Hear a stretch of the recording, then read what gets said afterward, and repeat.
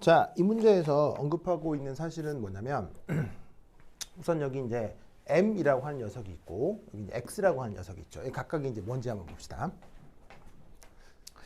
자, M이라고 하는 건 지금 금속이고요. 그다음에 이제 X라고 하는 건 어떤 이제 비금속을 말씀드리는 겁니다. 자, 그럼 이때 여기에서 이 금속이 가지고 있는 그 홀전자가 하나가 있고요. 이 부금속은 지금 예를 들면 염소 같은 할로젠이어서 최외곽 전자가 7개라고 칩시다. 그러면 얘가 이제 원래 이 상태로 기체로 있다가 여기에 있는 이 전자 하나가 보시다시피 요 비금속의 요 빈자리로 얘가 요런 식으로 이 홀전자가 튀어나가서 일이 들어와 가지고는 요놈의 금속은 1 플러스 양이온이 되고 그 다음 여기 있는 비금속은 이런 식으로 1 마이너스 음이온이 된 상태에서 정전기적 인력으로 결합된 어떤 기체상 화합물을 생각해 보자는 얘기예요. 그래서 이런 걸 이제 우리가 뭐라고 하냐면 바로 우리말로는 이온쌍, 영어로는 아이오닉 페어라고 하는데 이 이온쌍이나 아이오닉 페어에 대해서 그 물리학의 중요한 컨셉인 위치 에너지 요거를 활용해서 이 화합물의 합성을 좀 설명을 해보겠다라는 겁니다. 그래서 지금 기체상의 어떤 금속 원자 하나, 기체상의 비금속 원자 하나가 이렇게 전자교환을 해서 이런 식으로 하나가 양이온, 음이온이 돼서 만나서 붙은 이런 이온 결합 화합물 기체가 만들어지는 과정에 대한 위치 에너지 분석을 좀 해보도록 하겠습니다. 그러면 이 과정을 미케니즘으로 이제 어떻게 설명을 하냐면 우선 첫 번째는 요거. 자, 금속 M이라는 녀석이 있는데 최외곽 전자가 이렇게 하나가 있었다고 칩시다. 그리고 얘는 뭐 할로젠 같은 거여서 최외곽 전자가 이런 식으로 7개가 있었다고 칩시다.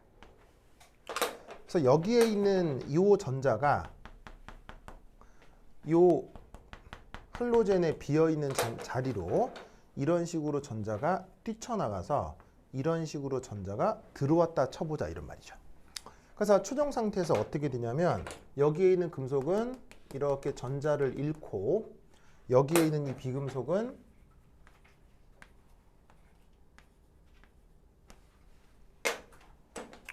이렇게 전자를 얻어가지고 얘는 1 마이너스 음이온, 얘는 1 플러스 양이온이 됐다고 치자. 그것도 어디서? 무한정 멀리 떨어져 있는 상황에서. 이때 금속에서 전자가 뛰쳐나가는 이런 현상을 뭐라고 하죠? 서울대 그 면접관이 물었던 입시 문제 중에 뭐가 있냐면요. 그냥 다짜고짜 그 교수가 뭐라고 물었었냐면 학생한테 탄소 단일 결합 에너지가 얼마죠? 이렇게 물었어요. 얼마냐면요. 탄소 단일 결합 에너지는 한 450kJ/몰이에요. 그러면 교수는 왜 학생한테 저런 걸 물었을까요? 바로 화학 원 교과서 표에 이게 나오기 때문이에요. 즉 고등 교과서에 뭐가 한 줄이라도 나오잖아요. 그럼 교수들은 어떤 생각을 하냐면 모든 학생들은 이걸 다 외우고 있다라고 생각해요. 그걸 확인하는 거예요. 그냥 화학 교과서에 무슨 구석태기에 뭐 참고사항 표 이런 거 있잖아요. 그러면은 그 교수들은 이런 게 수능에는 안 나오고 참고 자료로 나오는 거다. 교수는 이렇게 생각 안 해요. 어떻게 생각한다? 나와 있으면 다 알아야 되는 거예요. 무슨 말 알겠죠? 그럼 당연히 화학 원 교과서에 금속에서 전자 하나 떨어질 때 이 행위가 뭐라고 정의가 돼 있겠어요? 안 돼 있겠어요? 당연히 정의가 돼 있거든요. 그 단어를 답하지 못하죠? 그럼 떨어져요. 뭐다? 이온화요.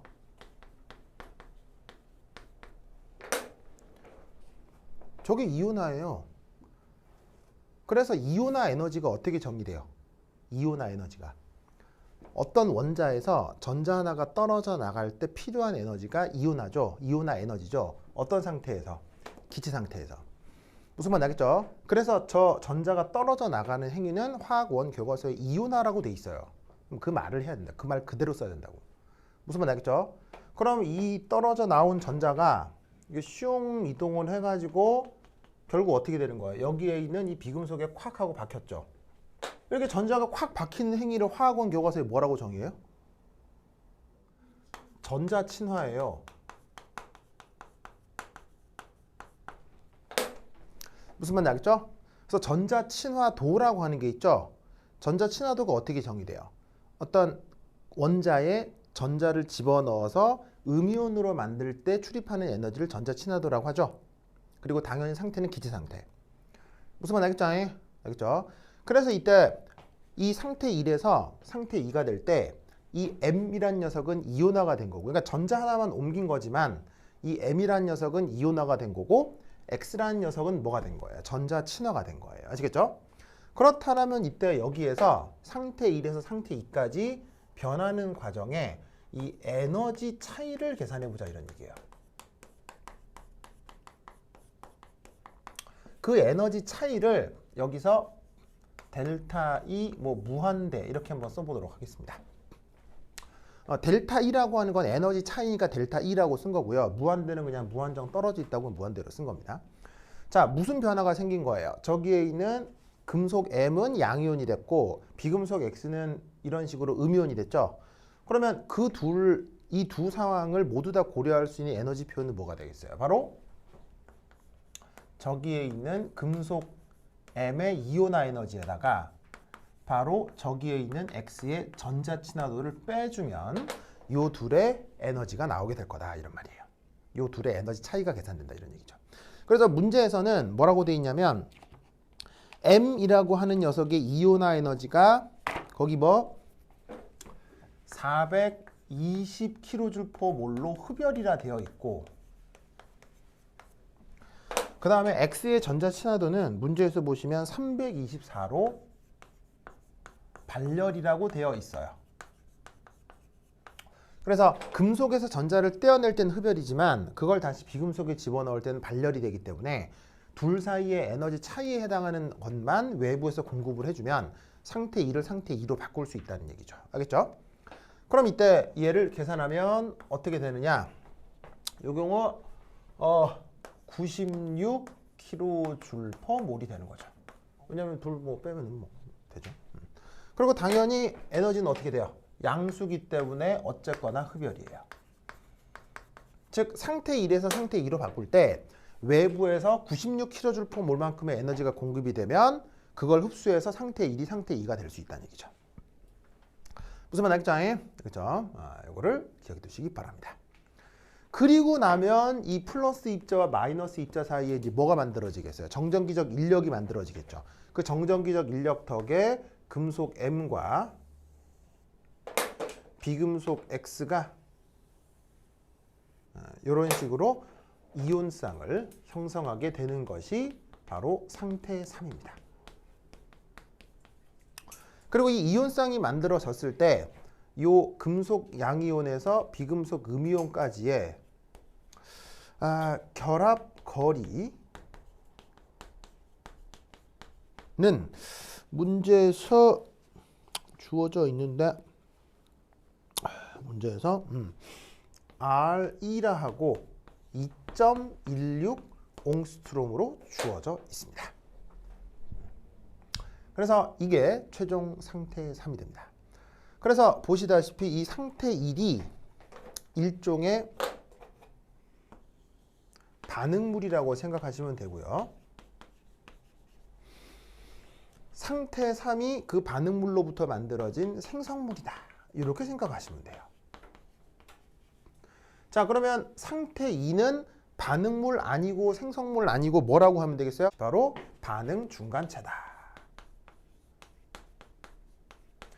이런 식의 전문 용어 알아두셔야 돼요. 왜냐하면 입시에서는 반응 속도론, 반응 미케니즘 굉장히 자세히 나오는데 저 반응 중간체라는 말이 반응 속도론의 아주 중요한 단어 중에 하나죠. 그래서 꼭 기억하셔야 돼요. 알겠죠?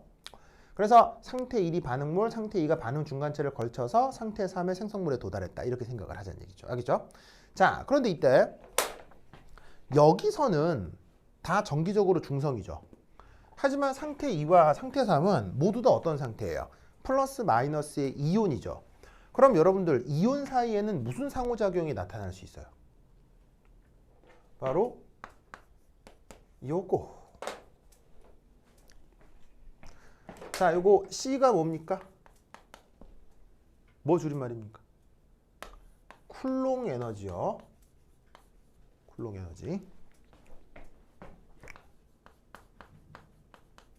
그래서 얘는 뭐냐면 이온 사이에 나타나는 상호작용 에너지입니다. 그걸 우리가 쿨롱 에너지로 표현할 수 있죠. 그러면 쿨롱 에너지 수식은 어떻게 표현됩니까? 바로 4파이 입실론 제로 분의 1 곱하기 E 플러스 E 마이너스 곱하기 NA, 이런 식으로 표현을 할 수 있다 이런 말이죠. 보이시죠? 자, 그러면 이때 여기 주어져 있는 이 앞에 이 부분은 그냥 어떤 상수예요. 필요하면 문제에서 수식을 상수를 주기 때문에 그걸 그대로 쓰시면 되고요. 그 다음 E 플러스 E 마이너스는 바로 뭐겠습니까? 요 둘 사이에 전하량 곱이 되겠죠. 그래서 보시다시피 양이온은 전자 하나만큼 플러스, 음이온은 전자 하나만큼 마이너스니까 전자 하나 전하량 두 개를 곱해서 이런 식으로 쿨롱 에너지를 표현해 주시면 되겠습니다. 그리고 아래쪽에는 뭐가 들어가야 돼요? 두 입자 사이에, 정기적 입자 사이에 거리를 넣어주시면 되죠.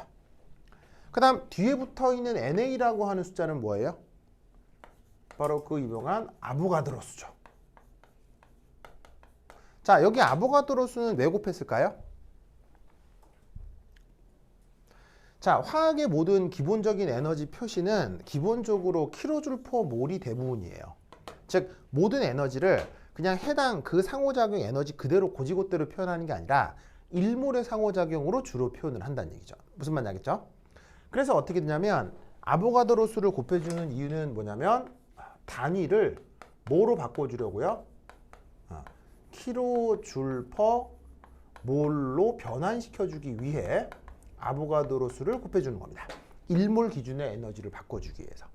그래서 지금 이 상황, 양이온과 음이온이 무한정 멀리 떨어져 있을 때의 쿨롱 상호작용을 이 수식으로 표현해 볼 수 있다 이런 말이죠. 그래서 문제에서는 이 숫자 다 주어져 있어요. 그 숫자를 다 넣고 계산을 하는 거예요. 그럼 값이 뭐가 나온다? 해보나 마나 0 나오겠죠. 왜 0이겠어요? 무한대니까요. 아시겠죠? 거리가 무한정 뭐니까 쿨롱 에너지가 나타날 리가 없겠죠. 근데 이걸 왜 봤느냐? 바로 여기서 해보려고요. 그럼 여기서는 자, 쿨롱 에너지를 그대로 또 똑같이 표현하는 거예요. 그래서 이때 뭐 얘는 상태 2에서의 쿨롱 에너지라고 하면 얘는 상태 3에서의 쿨롱 에너지가 되겠네요. 자, 마찬가지로 수식은 4파이 입실론 제로분의 1 곱하기 자, 전자 하나만큼 플러스고 전자 하나만큼 마이너스죠. 근데 거리가 어떻게 돼요? 이 경우는 2.16 옹스트롬이 되는 거예요. 근데 옹스트롬의 거리 단위는 어떻게 되죠? 10의 마이너스 10승 미터가 옹스트롬 단위죠. 그래서 이 거리 자리에다가 여기는 무한대인데 여기에는 2.16 곱하기 10의 마이너스 10승 미터를 넣어주면 되는 거예요. 그리고 똑같이 아보가드로 수를 곱하는 거지. 그래서 얘를 계산을 딱 해주시면 그 값이 뭐가 나오느냐? 마이너스 640, 단위는 킬로줄 퍼 몰. 자, 여기 마이너스 나오는 이유는 뭐겠어요? 마이너스 나오는 이유는 플러스 곱하기 마이너스 하면 마이너스니까요. 알겠죠? 그래서 문제에 나와 있는 숫자들을 넣고 그대로 계산해 주시면 저 경우 쿨롱 에너지는 마이너스 640kJ몰이 나와요. 알겠죠? 그래서 이것이 지금 MX라고 하는 이온쌍이 만들어질 때의 에너지 관계예요. 걔네들 지금 뭐 쿨롱 에너지를 이용해서 계산을 해봤고 그 다음에 이온화 에너지와 전자 친화도까지를 고려를 해보았습니다. 그래서 두 번째 위치 에너지 그래프를 분석해 봅시다. 자, 위치 에너지를 영어로 포텐셜 에너지라고 하죠. 그래서 위치 에너지 이렇게 EP로 바꿔서 봤습니다. 그럼 여기서 나타나는 위치 에너지는 이러한 입자 사이 거리 그래프로 표현해 보겠습니다. 자, 이 R은 뭐냐면 어쨌거나 입자 사이 거리를 나타냅니다. 그리고 거리가 0이라고 하는 거는 두 입자가 완전히 핵융합이 된 상태를 얘기할 테니까 뭐 두 입자 사이 거리가 0이 되는 일은 거의 나타나지 않겠죠. 그럼 지금 주어져 있는 그 상황의 미케니즘에 대한 위치 에너지 그래프는 어떤 식으로 나타나느냐? 이런 식으로 나타납니다. 자, 그러면 이 의미가 뭔지를 차근차근 알아두셔야 되는데 우선 첫 번째 여기 자, 이거 1번 자, 위치 에너지가 0인 상태죠. 그럼 이제 위치 에너지가 0인 저 상태의 의미는 뭐냐? 바로 앞서 M과 X가 전기적으로 중성인 상태에서 무한정 멀리 떨어져 있는 상황. 그래서 서로 정기적으로 중성이니까 쿨롱 인력 같은 것도 없고 무한히 멀리 떨어져 있으니까 인력이나 청력 같은 것도 나타나질 않겠죠. 그래서 그런 상황을 1번이라고 가정하고 그때 위치 에너지를 0으로 기준을 잡은 거예요. 자, 그런 다음에 여기를 이제 2번 상태라고 하는 건데 이 상태는 어떤 상태냐면 바로 아까의 그 M 금속 M과 비금속 X가 어떻게 됐어요? 전자 하나를 잃어 양이온이 됐고 전자 친화가 돼서 음이온이 된 채로 이렇게 무한정 멀리 떨어져 있게 되는 상황이 있었죠? 그 상태 2에 대한 위치 에너지를 여기로 표현을 하고 있다 이런 얘기예요. 그런데 이때 무슨 얘기를 했었냐면 상태 1에서 상태 2까지 바로 에너지 차이를 델타 E라고 하고 그것이 이런 식의 흡열이 된다고 했죠. 그 흡열의 크기가 어떻게 된다고 했어요? 바로 96 kJ/몰이 된다고 했었죠. 저 96은 어떻게 계산을 했었어요? 바로 요 금속의 이온화 에너지에다가 비금속의 전자 친화도를 빼서 그 96이라는 숫자를 계산했었죠. 그래서 보시다시피 상태 1이 상태 2가 될 때의 에너지 차이를 이렇게 지금 표기를 하고 있다 이런 말이에요. 아시겠죠? 그렇죠? 요겁니다. 그리고 나서 여기서 바로 바로 세 번째 상태입니다. 자, 여기가 어떤 상황이냐? 보시다시피 주어져 있는 위치 에너지에 최소값이 나타나고 있는 상황이네요. 자, 그럼 저기서는 어떤 생각을 하는 거냐면 바로 여기서 앞서의 금속 M과 비금속 X가 양이온, 음이온으로 이루어진 이온쌍을 만들게 된 것이다. 그 순간을 저 3번이라고 생각을 해보자는 얘기죠. 이때 여기서부터 여기까지가 실제 결합거리인데 결합거리가 R2라고 했었죠. 그 결합거리가 숫자로는 얼마라고 했어요? 숫자로는 2.16 옹스트롬이고 문자로는 R2로 썼었죠. 그러면 이 이온쌍을 어떻게 생각할 수 있냐면 이 이온쌍은 지금의 상황에서는 이것이 가장 안정한 상태다.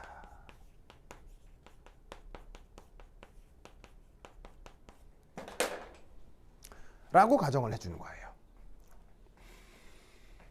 왜겠어요? 바로 금속 양이온과 비금속 음이온 사이에 이온 결합력에 의한 화합물은 우리 지구에 엄청나게 많이 안정하게 존재할 수 있죠.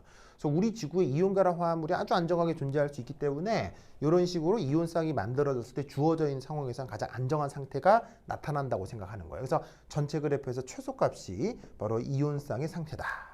에너지 상태다 라고 가정을 합니다. 자, 그럼 여기에서 뭘 계산해 볼 거냐? 요걸 계산해 보겠어요.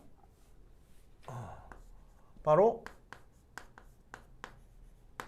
최소 위치 에너지를 계산해 보고 싶습니다.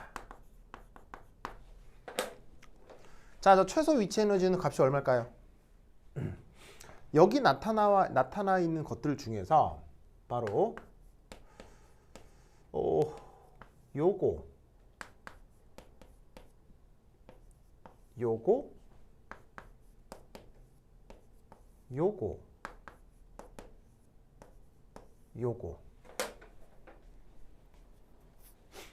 자, 이거 각각이 뭔지는 알겠어요? 괄호 2, 괄호 3은 뭐겠어요? 그냥 2번 상태, 3번 상태란 얘기고요. 그 다음에 여기에 있는 P는 뭐겠어요? P라고 쓴 건 위치 에너지란 얘기고요. 그 다음에 C라고 쓴 건 뭐겠어요? 쿨롱 에너지란 얘기라고요. 그럼 얘는 뭐냐면 2번 상태의 위치 에너지, 3번 상태의 위치 에너지, 2번 상태의 쿨롱 에너지, 3번 상태의 쿨롱 에너지란 얘기예요. 그럼 이 네 개의 항 사이에는 무슨 관계가 성립해야 될까요? 무슨 관계가 성립해야 되냐면 바로 둘의 차이는 같거나 비슷해야 된다. 왜냐면 어차피 같은 상태 사이의 차이는 결과가 차이는 같아야 될 거 아니에요. 즉 위치 에너지의 차이가 지금 여기서는 쿨롱 에너지의 차이가 대부분으로 나타날 거라고 보는 거예요. 왜냐하면 양이온, 음이온에서 나타날 수 있는 가장 큰 상호작용이 쿨롱 에너지니까. 알겠죠? 자, 그러면 2번 상태의 위치 에너지 얼마예요? 바로 2번 상태의 이게 위치 에너지잖아요. 2번 상태의 위치 에너지 얼마냐고요?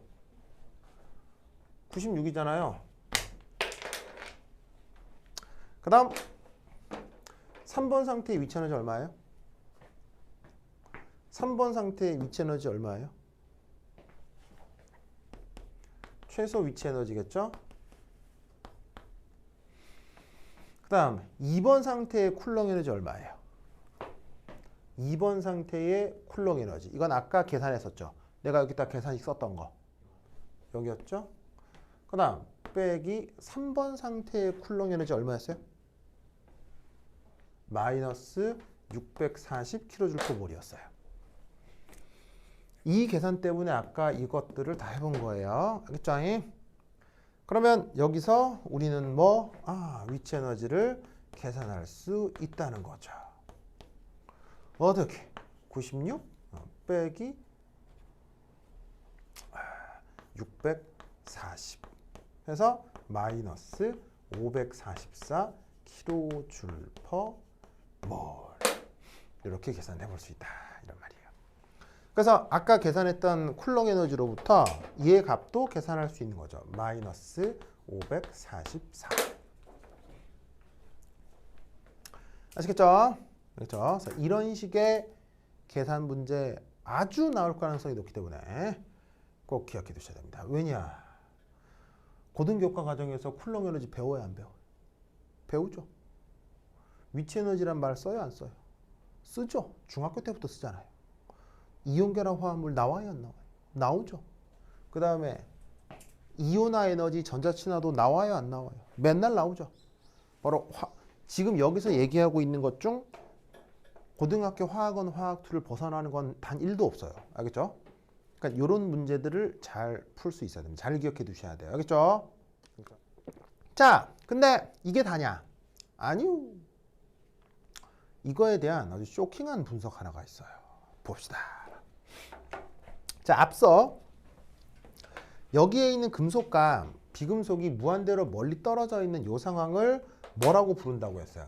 얘가 바로 지금 반응물이라고 했었죠. 그것에 대해서 만들어진 이온쌍이 결국 뭐가 된다고 했어요? 생성물이라고 했죠. 맞아요? 맞나요? 그래서 반응식을 이렇게 쓰면 이쪽 거를 이게 뭐예요? 이게 반응물이고 이게 생성물이잖아. 그래서 이 반응물 얘가 지금 상태 1번인 거고 생성물 얘가 상태 3이라 이런 얘기지. 그것에 대해서 이 상태 2는 반응 중간체라고 했었죠.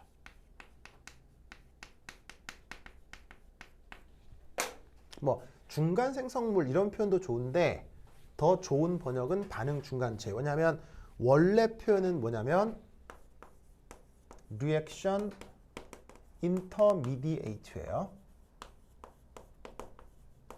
요거를 이렇게 번역하는 거기 때문에 중간 생성물, 중간 인터미디에이트 프로덕트 이렇게 원래 이런 말이 아니기 때문에 반응 중간체 이렇게 번역하는 게 가장 깔끔해요. 아시겠죠? 그래서 원래 말은 리액션 인터미디에이트예요. 자, 근데 이 리액션 인터미디에이트는 나중에 반응 메커니즘을 배우시면 아시겠지만 연구자에 따라 마음대로 결정됩니다. 물론 근거 없이 그냥 뭐 이상하게 이렇게 정의되는 건 당연히 아니겠죠. 왜냐하면 이걸 연구하는 사람들도 뭐 박사급 연구진일 테니까 그 사람이 평생 공부한 어떤 그 뭐 사실이나 아니면 직관에 의해서 중간체가 결정이 되겠지만 사람에 따라 바라보는 관점이 다르기 때문에 동일한 반응이다 하더라도 반응 중간체는 사람에 따라 달리 결정될 수 있어요. 그래서 지금 보시다시피 이게 반응물이고 이게 생성물일 때 이게 중간체라고 이해할 수는 있으나, 그래서 얘가 이제 1에서 2가 됐다가 3으로 간다고 할 수 있으나 이 중간체를 꼭 여기 이렇게 정해야 되느냐가 아니라고 생각했던 1980년대 어떤 캐나다 물리학자가 있어요. 그 캐나다 물리학자가 제시한 메커니즘을, 그것을 바로 요거라고 합니다. 이거 무슨 뜻이에요? 화푼? 작살이요. 작살이 뭐냐면 요거예요. 요거 이렇게 생긴 거. 그래서 언제 쓰는 거냐면 뭐냐면 대형 어류를 낚는 어록이구죠. 이게 그냥 조그만 물고기 낚는 게 아니고요. 뭐 적어도 참치, 뭐 황새치, 뭐 이렇게 상어, 고래 이런 거를 잡는 어록이구를 작살이라고 하죠. 그럼 난데없이 이게 왜 나왔느냐? 포경이 뭐야? 고래 잡는 거. 저 어떻게 하느냐? 배를 타고 가 이렇게 사람이. 뭐를 들고? 작살을 들고. 바다가 넘실. 저 갔더니 어이쿠, 고래가 있네. 고래는 사람이 오는 줄도 모르고 즐거워. 그만 되겠죠? 그럼 고래가 이제 푹 그렇게 이제 물을 내뿜고 있어. 자, 그러면 사람이 와. 그럼 고래 어떻게 해? 잡으려고 오는 거 아니야? 그럼 잡으려고 하면 이제 이거 어떻게 되겠어? 던지는 거지. 그래서 이렇게 휙 던져요. 휙. 그럼 얘가 슝 날아와서는 어떻게 되겠어요? 날아와서는 푹 꽂히겠죠. 그럼 어떻게 되겠어요? 피가 질질질 나요. 이거 피야, 피. 그러면 고래는 기분이 좋다, 안 좋다? 기분이 나빠졌어요. 알겠죠? 자, 그럼 이제 고래 입장에서 이제 어떻게 해야 돼요? 피나니까. 도망가야 될 거 아니에요. 고래는 어떻게 도망가요? 잠수하지, 잠수. 잠수. 자, 고래는 몇 미터 잠수할 수 있을까요? 종마다 다른데 1km까지 잠수할 수 있어요. 무지막지한 놈이야. 그럼 이 어부 입장에서는 작살 맞췄지. 근데 얘가 1km 잠수해버리면 이 작살 어떻게 돼?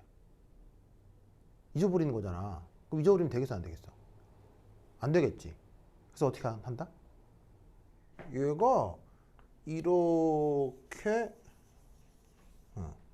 로프에 연결돼 있어요. 그래서 이렇게 로프에 연결이 돼 있어요. 그럼 당연히 저 배에서 저렇게 연결된 로프는 수 킬로미터에 달하는 로프를 미리 준비해 두는 거예요. 왜냐면 고래가 얼마나 멀리 도망갈지 모르기 때문에. 그리고 고래는 여기서 한 30분 이상을 잠수해 있어요. 그러다가 고래가 이제 괜찮겠지 하고 다시 올라오는 거예요. 근데 로프에는 근데 이 작살에는 여전히 로프가 연결되어 있죠. 그럼 고래가 올라와서 싹 보이면 사람이 어떻게 돼서 로프가 연결되어 있으니까 다시 접근하는 거예요. 그러면 고래는 또 어떻게 되겠어요? 놀래가지고 다시 잠수하겠죠. 또 도망가겠죠. 이런 거를 미니멈 3시간에서 길게는 3일을 반복해요. 이 실갱이를 반복하는 거예요. 무슨 말인지 알겠어요? 그러면 이 고래가 어떻게 된다? 이 천하장사 고래가 탈진을 합니다. 3일 동안 이걸 반복하는 거예요. 그럼 고래가 힘이 쪽 빠져가지고는 배를 까디집고 물에 둥둥 뜨게 돼요. 힘이 다 빠져가지고. 그거를 사람들이 가까이 가서 막 칼로 찌르고 막 해가지고 죽여. 그래갖고 그냥 해체해가지고 갖고 오는 거예요. 무슨 말 알겠죠? 알겠죠? 이게 전통적인 고래 산업, 고래를 잡는 방법이에요. 무슨 말 알겠죠? 자, 근데 왜 난데없이 내가 이런 얘기를 하고 있을까요? 자, 이게 반응물이고 이게 중간체고 생성물이 됐다고 했죠. 그런데 이때 이 80년대의 어떤 캐나다 학자는 바로 여기가 새로운 중간체 상태라고 생각한 거예요. 그래서 1번에서 2번으로 가는 게 아니라 1번에서 이 백설표 상태로 갔다가 여기서 최종 생성물이 된다고 생각하는 거죠. 그러면 이때 입자 사이 거리를 R 백설표라고 하면 여기선 무슨 일이 벌어지느냐? 바로 요거란 얘기입니다. 자, 바로 두 번째 상태 백설표의 모델링.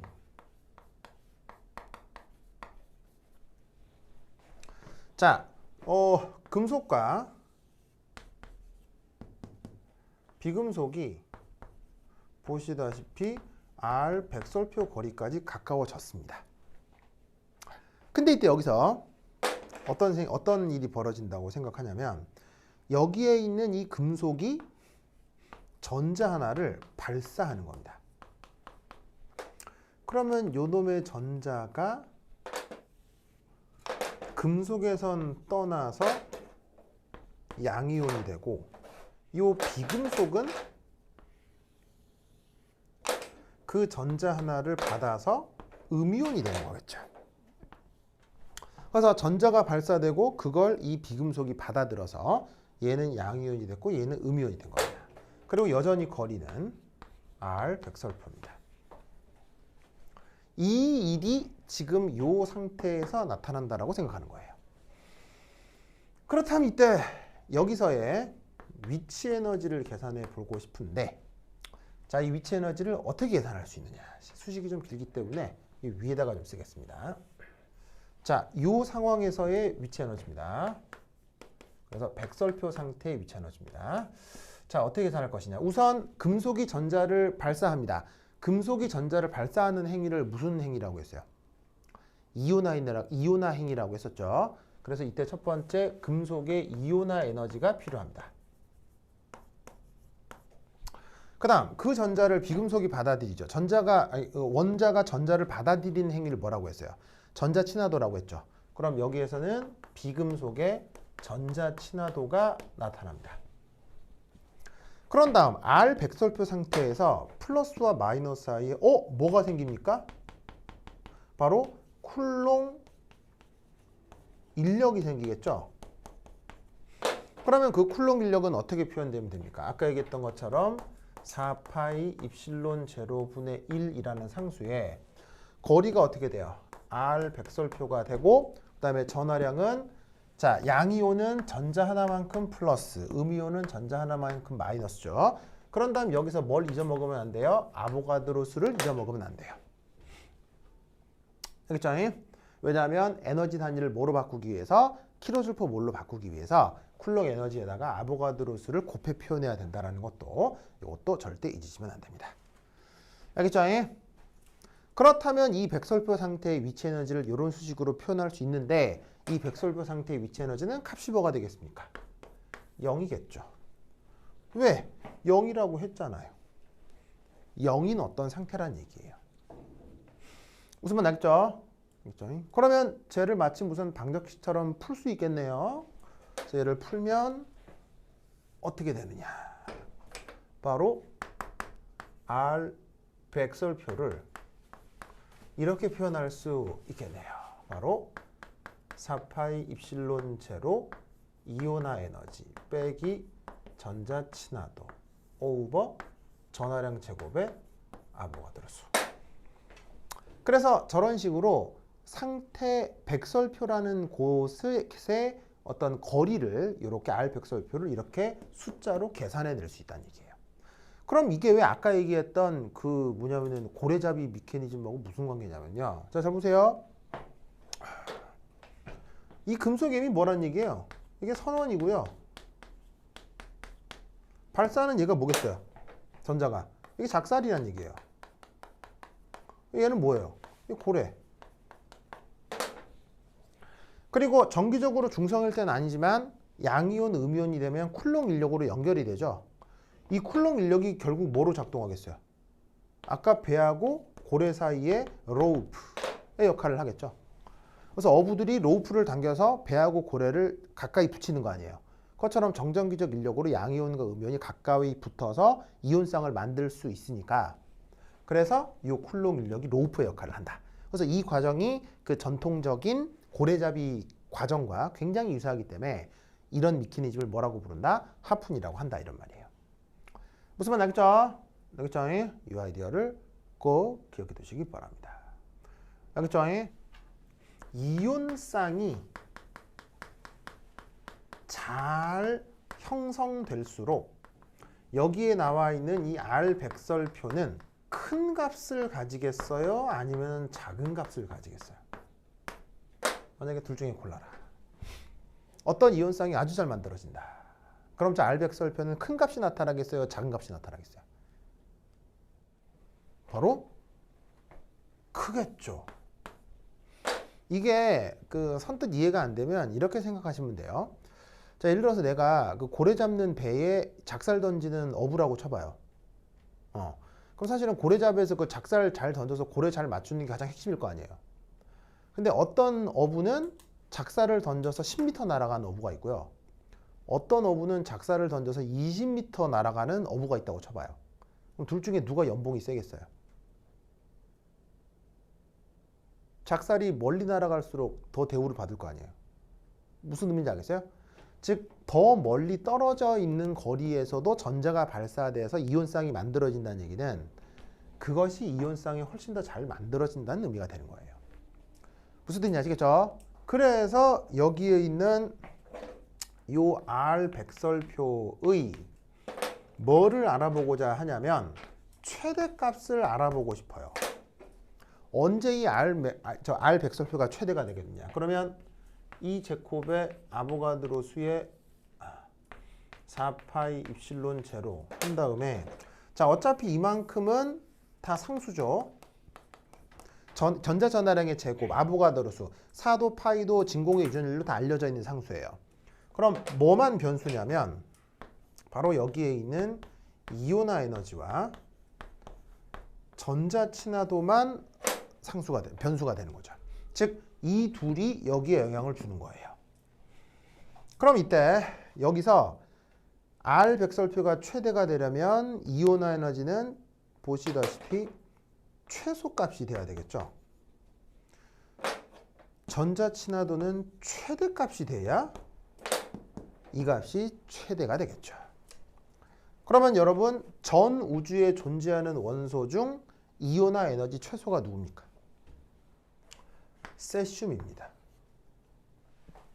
그 다음 전자 친화도 최대는 누굽니까? 염소입니다. 그래서 전 우주에 존재하는 원소 중에 가장 이온쌍이 잘 만들어지는 게 세슘 클로라이드입니다. 아시겠죠? 알겠죠? 그래서 요거 전자 친화도 최대인 건 염소인 거 뭐 수능에도 많이 나오잖아요. 그렇죠? 그래서 요 두 개 꼭 기억을 해 두시기 바랍니다. 알겠죠? 그래서 이런 식의 분석 문제가 있을 수 있다라는 거 꼭 기억해 두시기 바래요. 알겠죠? 오케이, 됐다. 그럼 좀 쉬었다 할까요?